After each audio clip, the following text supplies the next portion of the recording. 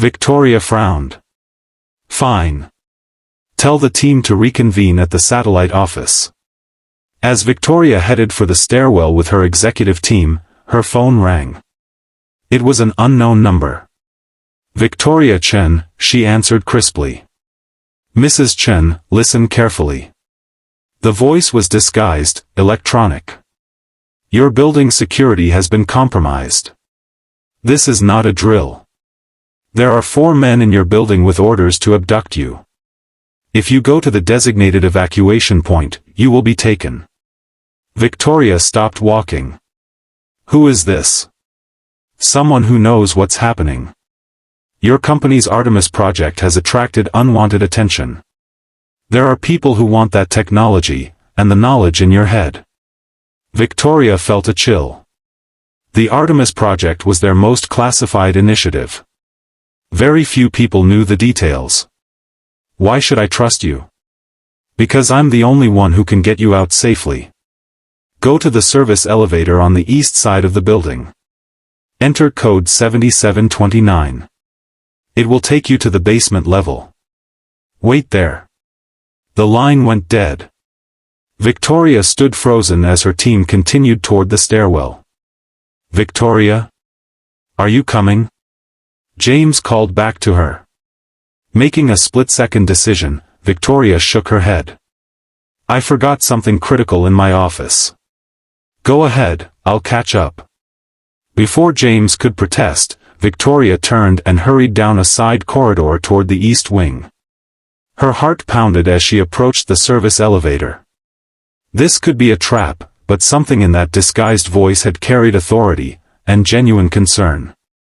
She punched in the code, 7729. To her surprise, the elevator responded, doors sliding open. Taking a deep breath, Victoria stepped inside. In the basement, Marcus waited anxiously. He'd used a voice modulator to call Victoria, knowing she wouldn't listen to her security guard husband. The building was compromised. He'd found 2 more men with fake IDs on the security cameras, both carrying concealed weapons. This was a professional operation, and Victoria was clearly the target. Marcus had called in an old favor, using a code word that would alert his former unit. Help would come, but not soon enough. He needed to get Victoria somewhere safe. The service elevator doors opened, and Victoria stepped out cautiously. Her eyes widened in surprise and then narrowed in suspicion when she saw Marcus. What are you doing here? Did you make that call? Marcus nodded, dropping the pretense. We don't have time for explanations. The building's been infiltrated by a professional team. They're after you, or more specifically, after information about the Artemis project. Victoria stared at him. How do you know about Artemis? That's classified. Victoria, please. I need you to trust me right now. There's a lot you don't know about me, but I promise I'll explain everything once you're safe. Before Victoria could respond, the lights in the basement flickered. The security system had been compromised. They've cut the main power, Marcus said grimly. Emergency generators will kick in, but they'll have access to the security feeds now. He reached into his jacket and pulled out his weapon. Victoria's eyes widened at the sight of the gun. You're not authorized to carry that. Despite the tension, Marcus almost smiled. Even in danger, his wife was thinking about regulations. There's a maintenance tunnel that leads to the parking garage next door, he said, ignoring her comment. We need to move now. Victoria hesitated, clearly torn between her distrust of the husband she thought she knew and the undeniable danger surrounding them. Victoria, Marcus said softly, using the tone he'd once used to calm frightened hostages, I know I'm not the man you thought you married. But I am someone who can keep you safe right now. Please. Something in his voice, a quiet authority she'd never heard before, made Victoria nod. Lead the way. Marcus guided her through the dimly lit maintenance tunnel, moving with a confidence and awareness that seemed completely at odds with the security guard she thought she knew. He checked corners before proceeding, held her back at certain junctions, listening intently before moving forward. "Who are these people?" Victoria whispered as they paused at a junction. "Based on their equipment and tactics, I'd guess private military contractors. Someone wants your AI technology badly enough to risk an abduction in broad daylight." "But how would they even know?" Victoria stopped mid-sentence, a horrible realization dawning. "The Singapore investors. The meeting was supposed to be tomorrow, but I moved it. Only my executive team knew." Marcus nodded grimly. "You have a leak in your organization." They reached the end of the tunnel, facing a heavy metal door. Marcus listened carefully before pushing it open a crack. The adjacent parking garage appeared empty. "Stay close to me," he instructed.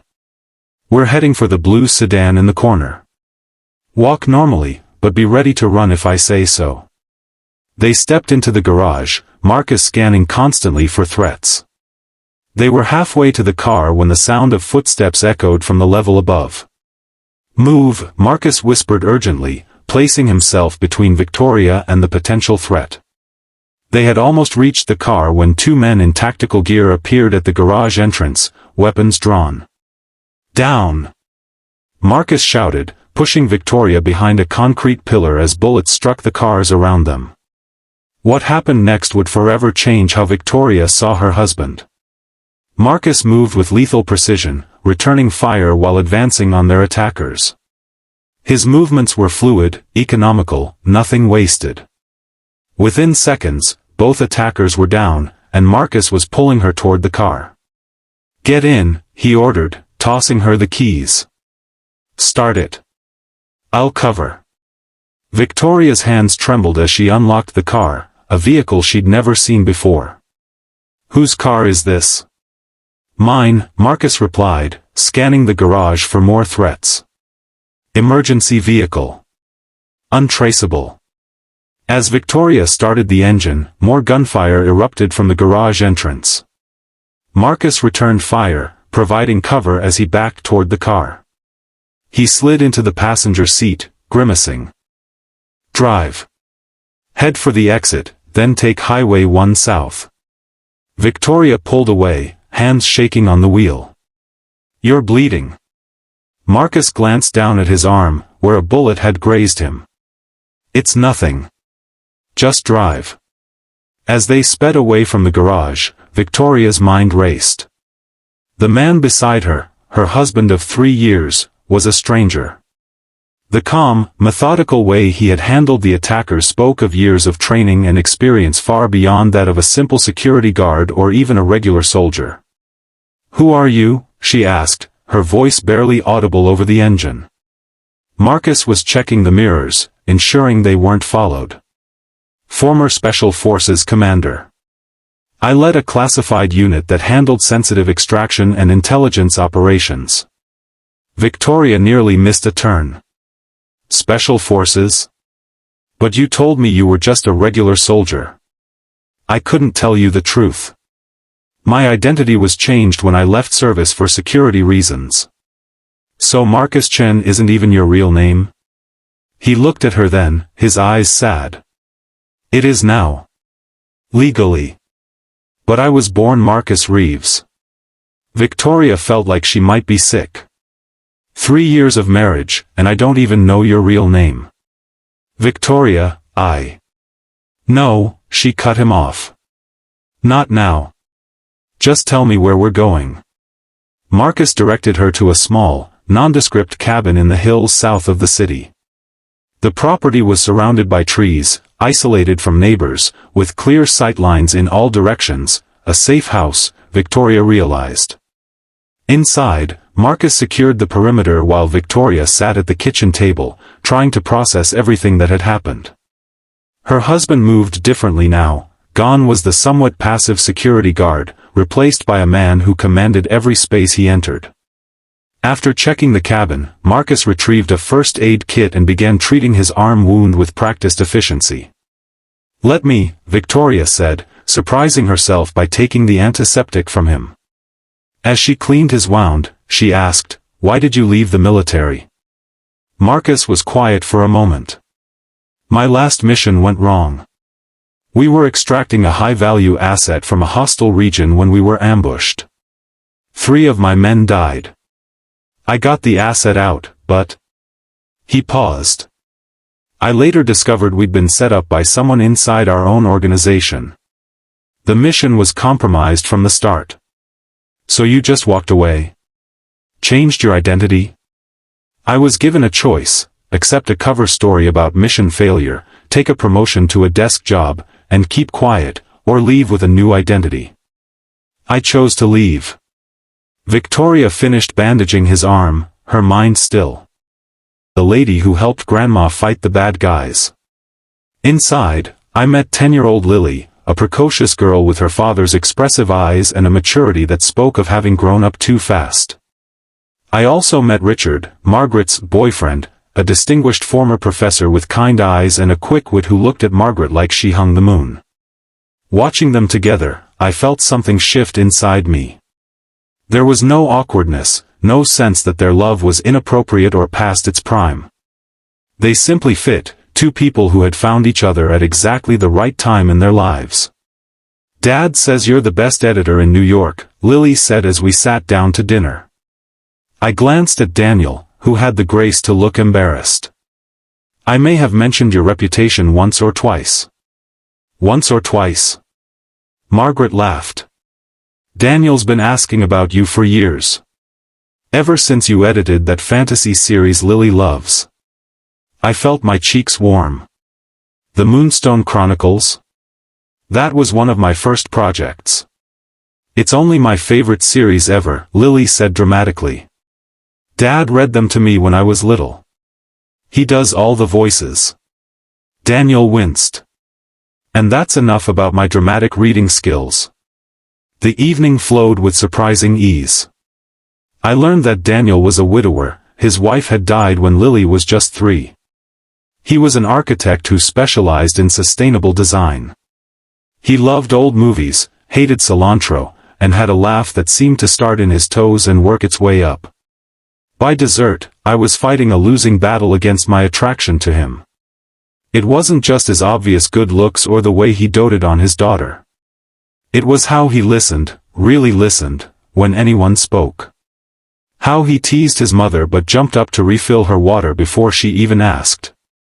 How his eyes crinkled when he smiled. As Margaret and Richard prepared to leave, she pulled me aside. "He likes you," she said without preamble.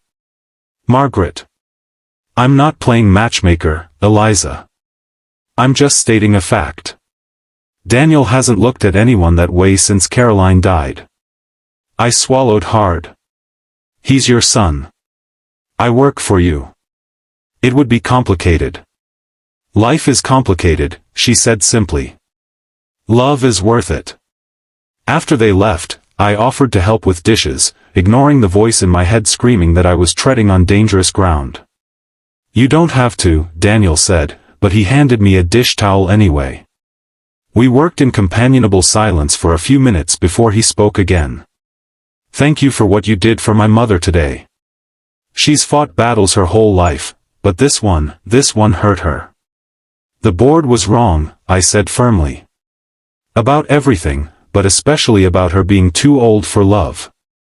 Seeing her with Richard tonight, they're perfect together." Daniel studied me. "You sound surprised." I hesitated. "Maybe I am. My parents, their marriage wasn't happy. My father was sick for many years. My mother gave up everything to care for him, her career, her friends, her identity. By the end, there wasn't much love left, just duty and resentment." "I'm sorry," he said quietly. "That must have been difficult to witness. It taught me to be careful. To protect myself." "From love?" The question hung between us, too direct to evade. "From losing myself," I finally answered. He nodded slowly. "After Caroline died, I thought I'd never feel anything again. For years, it was just survival, getting through each day for Lily's sake. I built walls too." "What changed?" I asked. His eyes met mine. Time. And realizing that the walls that kept out pain also kept out joy. Something electric passed between us, a recognition that terrified and thrilled me in equal measure. It's getting late, I said, breaking the moment. I should go. He walked me to the door. Lily has a soccer game this Saturday. Nothing fancy, just kids running around a field. But if you're not busy. I'd like that, I said before I could talk myself out of it. His smile was worth the risk. The next morning, I arrived at work to find the office buzzing with gossip. Overnight, someone had leaked details of the board meeting to the industry press. The headline on Publishing Weekly read, Meridian Board attempts age-based coup against pioneering female CEO. Margaret was in her office, phone pressed to her ear, looking simultaneously furious and triumphant. She waved me in. No comment at this time, she said into the phone before hanging up. Can you believe this? The phone hasn't stopped ringing. Do you know who leaked it? I asked. She shook her head. Not for certain, but I have my suspicions. Cynthia from the board has always been a quiet ally. Regardless, Walter is apoplectic. He's called an emergency board meeting for tomorrow. Are you worried? Margaret smiled grimly. Let them try to fire me now. The public backlash would be devastating. She was right. By lunchtime, #TooOldForLove was trending on Twitter, with thousands of women sharing stories of age discrimination and late-in-life romance. Margaret had become an overnight symbol of resistance against ageism. My phone buzzed with a text from an unknown number. Have you seen the news? Mom's a sensation. This is Daniel, by the way. Got your number from Lily's emergency contact list. Hope that's not weird. I smiled despite myself and texted back, only slightly weird. But justified under the circumstances. Your mom is amazing. 3 dots appeared immediately, like mother, like son's editor. I laughed out loud, drawing curious glances from colleagues passing my office. Smooth, I texted back. Too smooth. I'm out of practice. Coffee tomorrow? I promised to be appropriately awkward in person. My fingers hovered over the keyboard. This was moving fast, too fast for my carefully ordered life. But something about Daniel made me want to take chances. Coffee sounds good, I replied. The next day's board meeting was anticlimactic. Walter Simmons resigned, citing personal reasons. 3 other board members followed suit. By the end of the week, Margaret had restructured the board with a diverse group of industry veterans and young innovators. We need all perspectives, she told me. Age is just one form of diversity. Meanwhile, coffee with Daniel turned into lunch, which turned into dinner the following week. Each time we met, I found myself opening up more, sharing parts of myself I'd kept hidden for years. He was patient, never pushing, but I could feel the growing connection between us. On our 4th date, he took me to the Brooklyn Botanic Garden. As we walked among the cherry blossoms, he told me about Caroline, how they'd met in college, their whirlwind romance, the devastating cancer diagnosis just after Lily's 2nd birthday. I thought I'd never love again, he said, his voice thick with emotion. Not because I didn't want to, but because what we had seemed so singular, so irreplaceable. And now? I asked softly. He stopped walking, turning to face me. Now I know that the heart is more resilient than we give it credit for. That loving once doesn't diminish your capacity to love again. That Caroline would want me to be happy. She sounds like an extraordinary woman, I said. She was. He took my hand. And she would have liked you very much. That night, he kissed me for the first time, standing on my doorstep like teenagers after prom. It was sweet and tentative and perfect. But the real test came 2 weeks later, when Daniel invited me to Lily's soccer championship game. I'd seen Lily several times since our first dinner, but always in casual settings. This felt different, more official, more like I was stepping into a role in their lives. I arrived at the field clutching a thermos of hot chocolate and fighting a wave of anxiety. What if Lily resented my presence at her big game? What if I was intruding on their father-daughter tradition? My fears dissolved when Lily spotted me from the field and waved enthusiastically, nearly missing a pass from her teammate. Daniel, sitting on the bleachers with a group of other parents, patted the space beside him. "You made it," he said, his smile warming me more than any hot chocolate could. "Wouldn't miss it," I replied, settling beside him. A woman on Daniel's other side leaned forward. "You must be Eliza. I'm Jenny, Lily's best friend's mom. We've heard so much about you." I blinked.